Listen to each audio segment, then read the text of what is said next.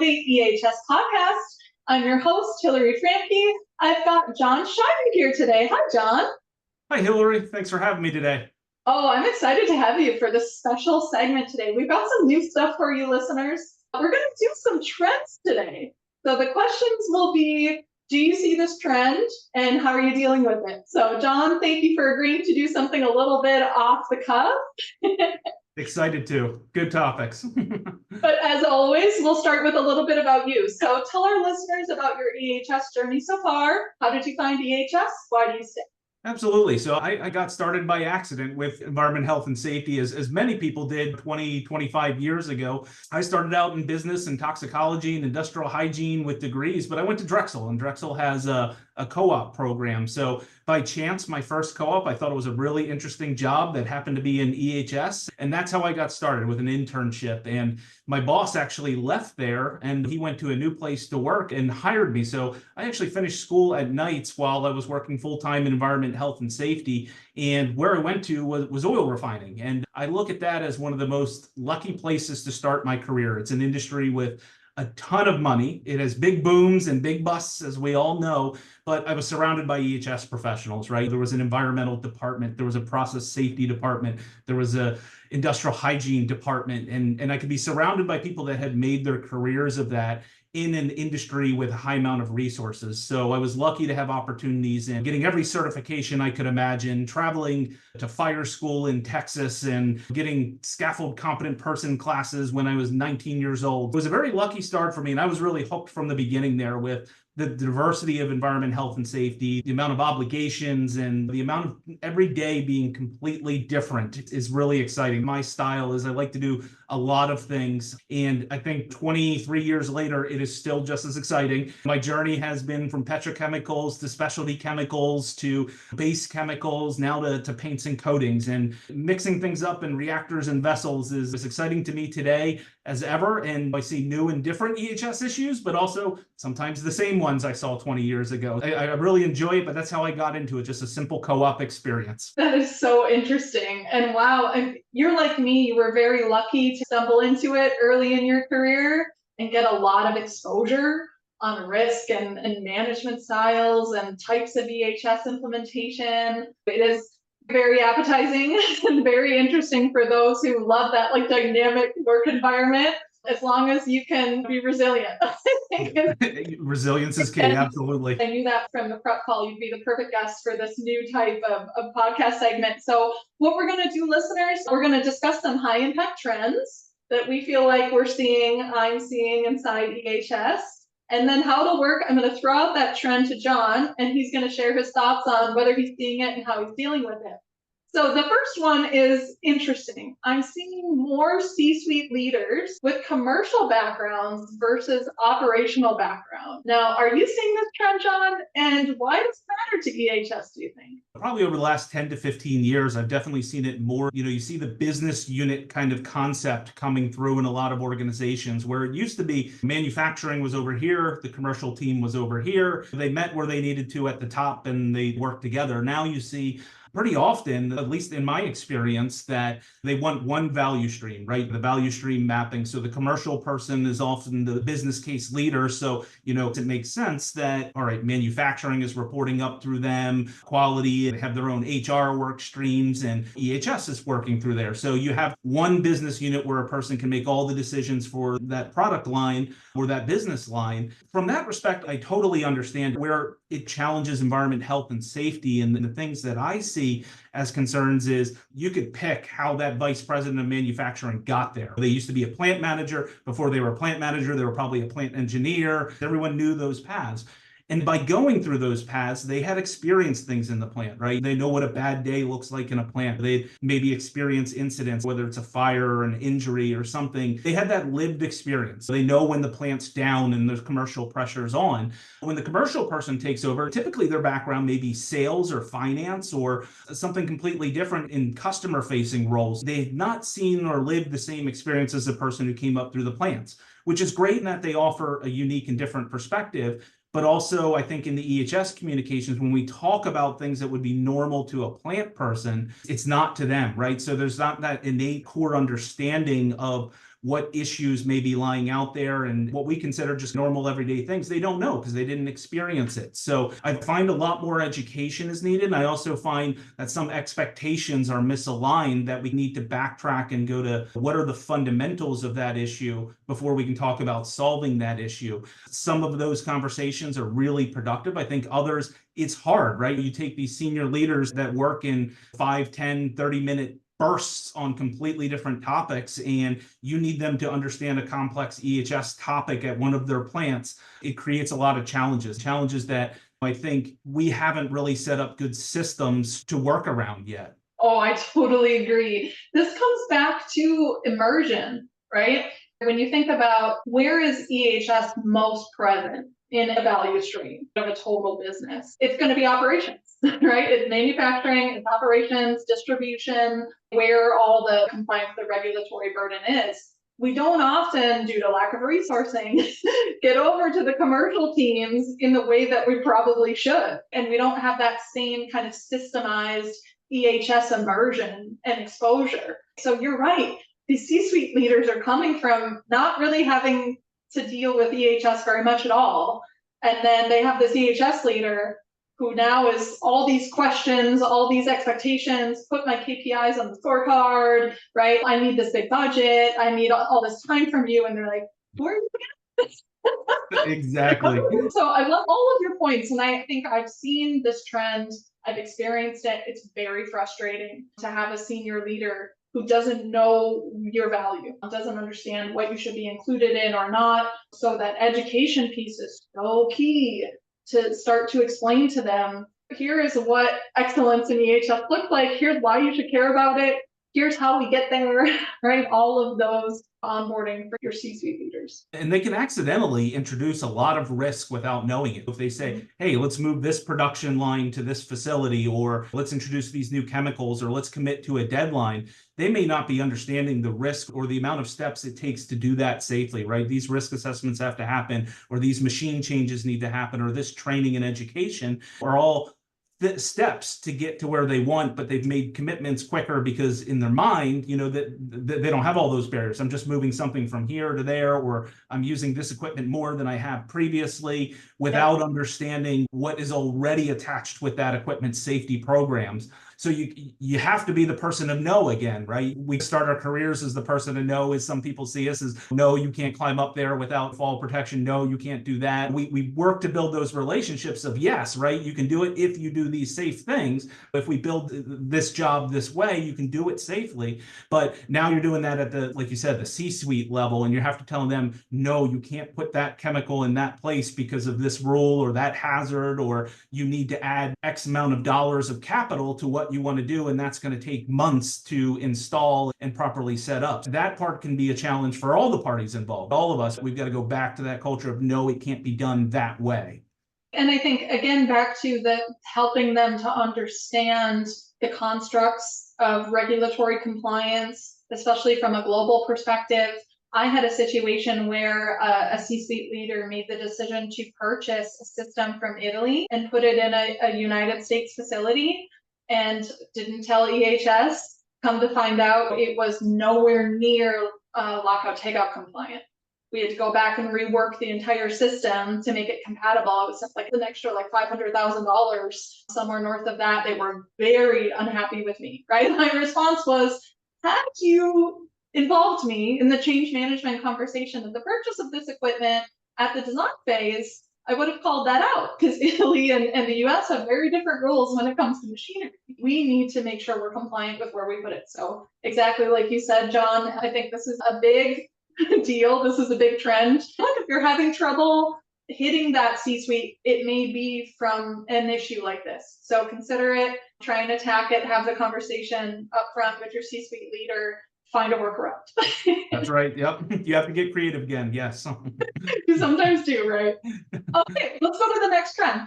Are you seeing a trend where EHS doesn't sit at the executive table and is sometimes viewed as a sub-function without the same strategic involvement, decision-making capability as maybe other functions like quality, HR, operations. Yeah, absolutely. And I think that's been a trend my entire career, to be honest with you. I think some companies have acknowledged that EHS participation more than others. I think it's kind of risk dependent, but I definitely see that as common now. And it goes really hand in hand with the last discussion too, right? Just who's leading those organizations and whether they value that continuous support or engagement of EHS. I do see the kids table kind of discussion versus the executive table. Discussing with my peers, the different groups that they report into, it was very eye-opening for me that it's very common across industry that we're all in different organizational pieces and how that really functions. So for me, one of the things that's been important in my career is to find the advocates in the different executive group. And sometimes you find them in strange places. Like I've often found the lawyers are a big advocate for EHS, right? They're very risk averse people. They understand rules and laws that we have. And they can really help elevate EHS, right? Because they are in the board meetings, they are in the executive meetings. And same thing with human resources. They're dealing with a lot of employment regulations, and they deal with the parts of employee injuries and just regular illness and the benefits programs. I think we have natural advocates in what we do. And I think the more we can work with the commercial leaders or the operational leaders that are on the executive team, find which ones are your advocates. Don't spend all of your time working on the ones that are your problem people or the ones that maybe don't get it yet. If you have those advocates that are always going to be in the room, whether you are or not in the room, then the voice will come up, right? We should consider EHS, or we should bring EHS into this discussion, and they can be proxies for you. I love that response. And I think too often we do go back to the brick wall. There's a window over here. Try something else. Go back to the drawing board. I think also a strategy I do sometimes, if you're not getting immersion at the executive level, to flip it and to start from the bottom up, right? Start with those frontline leaders, those middle managers, the site plant managers, right? Get them all advocating and on board with your program. They're the ones really interacting with it the most anyways, right? And get them speaking the language that you want to their leaders up. And then sometimes you can get in that way because they start to see, oh, you're making my skip level employees very happy, very satisfied. They love this program. It's changed the engagement. The employees are happier. I'm hearing a lot of positive feedback. Maybe there's something to what you're saying. Absolutely. Yeah. And it's all stacking up advocates. We preach that when we're talking about building culture, that culture has to come from all different directions. It's the same thing as building up that place at the table and the understanding in the organization. It's how many people understand what we're aiming for. And at all levels, it's important, like you said. And when I talk to younger EHS professionals or managers or directors that work for me, I tell them it's less and less about your technical ability as you come through EHS and ascend in your career. It's more about those relationships that you can build. So you need to be spending a lot more time on relationships than you need to be on the technical aspects of EHS the more senior you get. So those things that you just laid out are the primary conversations that are driven when you're not in the room, right? That everyone knows what the expectations from EHS are, whether you're there or not. And I know many have said this, it's a dream that we shouldn't need EHS professionals the way we have them everywhere. We should be able to train and coach people in the field, the frontline leaders, plant managers, commercial leaders to do 90% of what is compliance. We should be really working on the culture and the best practices and the systems building that are really going to be preventative for us. But that business politics, not something that's taught to EHS leaders in their career.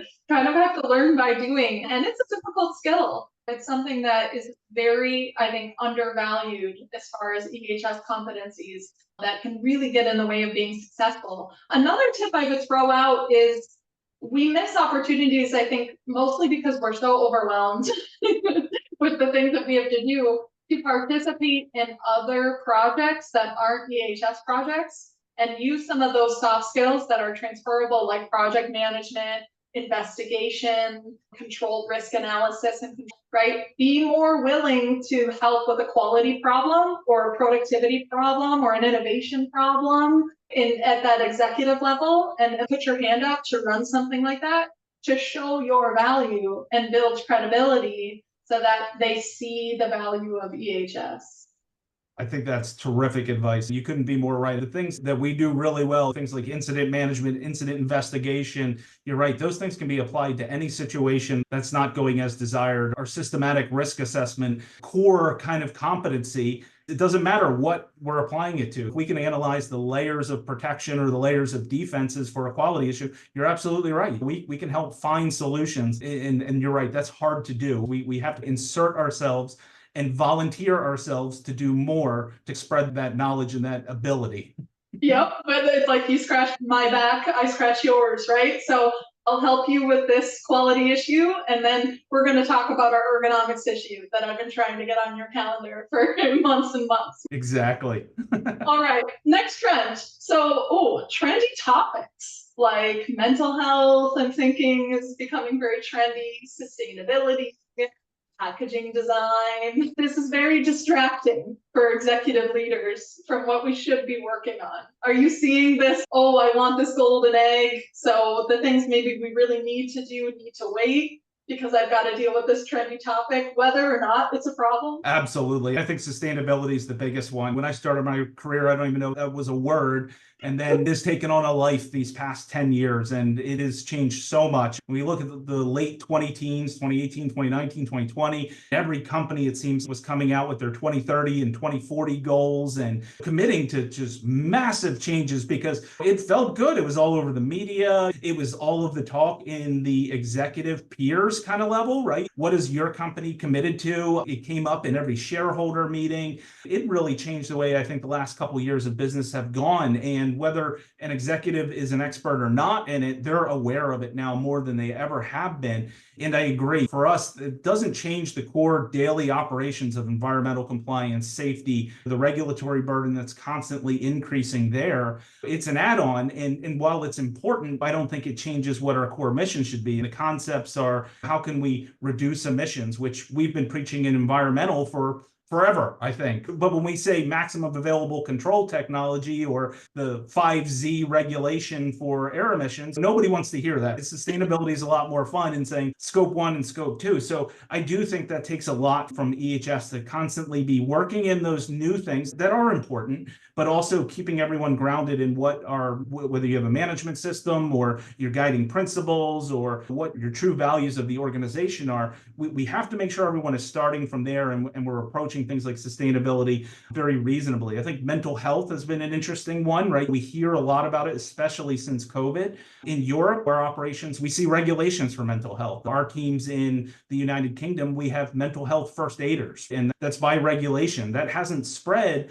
to this side of the Atlantic, but I assume those ideas will. Certainly throughout Europe, we have many EHS team members that are getting certified in mental health, and you see new partnerships forming with human resources, and if you have medical staff, and it's definitely new things that are important. But I think the way that you phrase that trendy topics is right, is we can't stop the things we're already doing. These are, how do we integrate it into what we're doing? And that can be overwhelming when we're challenged with resources already. Absolutely. And I think a very detailed, data-oriented strategy has to be taken to say, just because this is trendy doesn't mean it's a problem for us.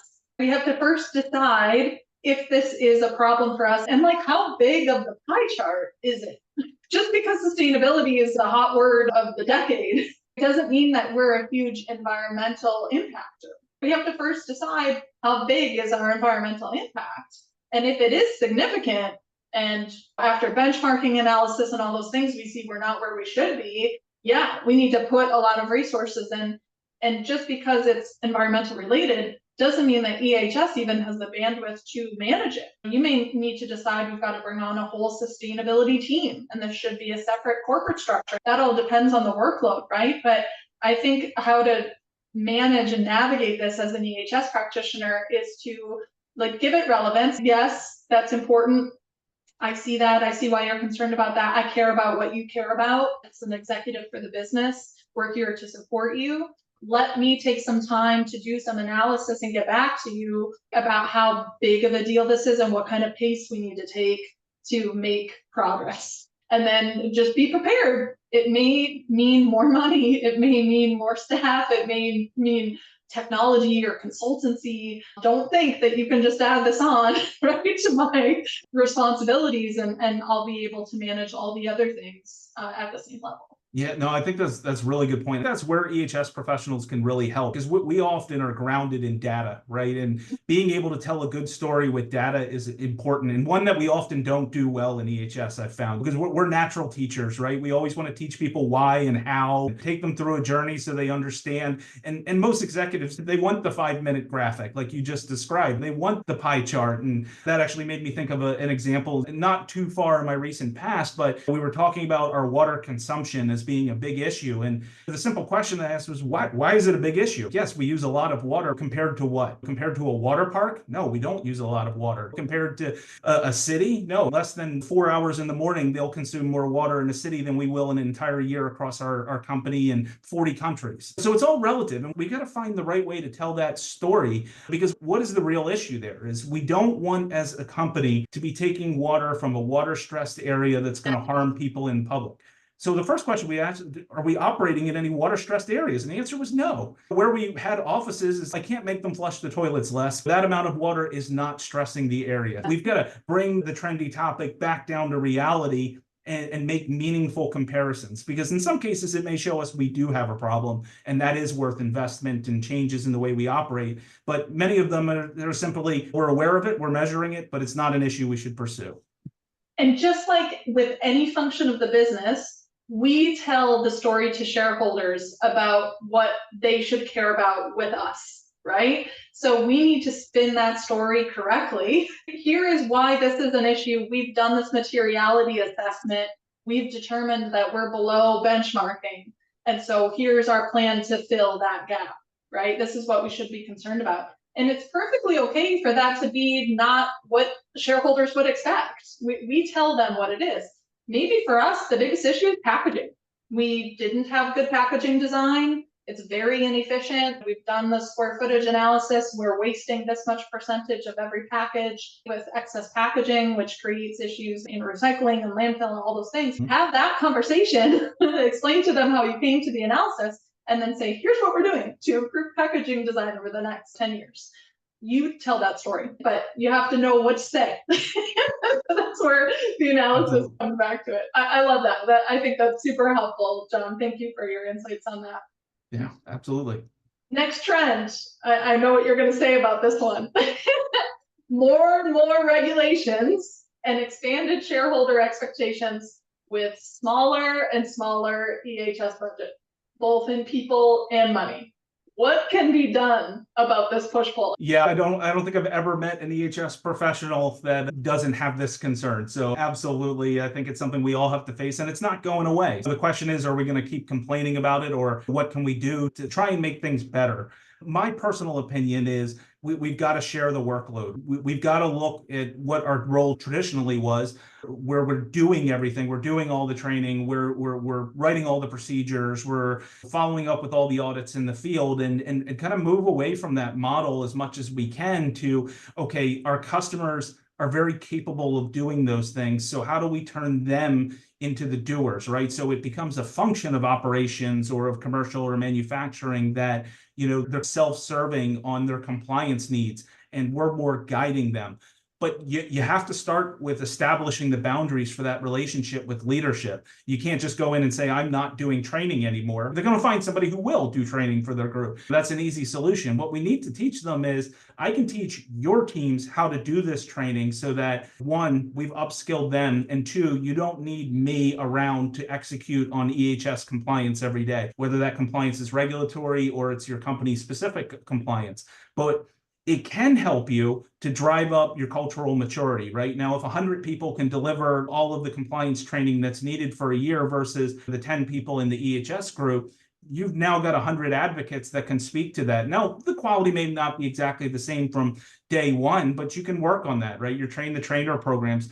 But it comes back to agreements. You have to sit down with your customers and you have to say, these are the 1,000 requirements. So you've got to come to the table with, what are those 1,000 requirements?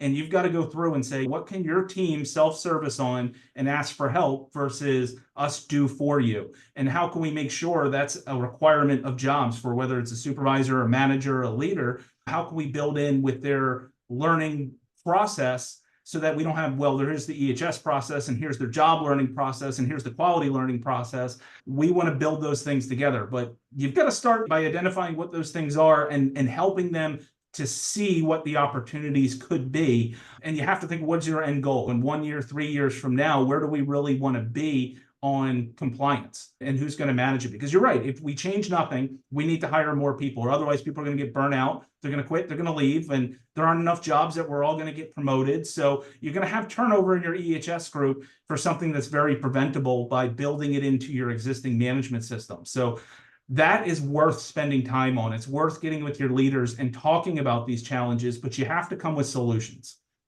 It's a very awkward conversation, isn't it, Jon, to sit there and say, oh yeah, all these things that I'm responsible for are in bad shape. Immediate response is, then why are you here? Because that would be poor performance. I do think, again, back to navigation here, maybe not everything all at once. Just pick a couple key gaps that you think are driving poor performance in KPIs, in engagement, in your cultural landscape that you want to see change in the next 1 to 2 years. That, like you said, that you need to maybe restructure in your business or reset the system of how we're actually executing this program. I would not go in, I've made this mistake, so please learn from me. Don't go in with, here are all the programs that I would score inadequate. You have to turn it into an opportunity, right? Here's a way I see we can solve this problem, and here's how your team can help solve that. You're absolutely right. Otherwise, it becomes dumping. We can't pretend we're the only group that's overwhelmed. Everyone is lean as they can be. I like how you phrase that, is tie it to data, tie it to things that are current in your organization, tie it to things, other company mission, vision, objectives and strategies, right? How can you insert into all of those things and use it as an opportunity rather than, here's a huge problem, I need somebody else to do it, we can't do it anymore. Exactly. And I had to throw myself under the bus for having made this mistake. And then the executive leader said to me, okay, now I feel like EHS is on fire and I've got to go out and hire a consultant or hire 10 new people just so that we don't have a fatality. And I'm like, something has gone awry.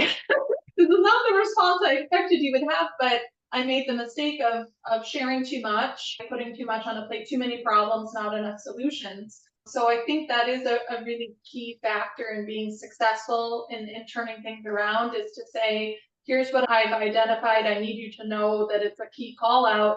Here's what I'd like to do to solve that issue.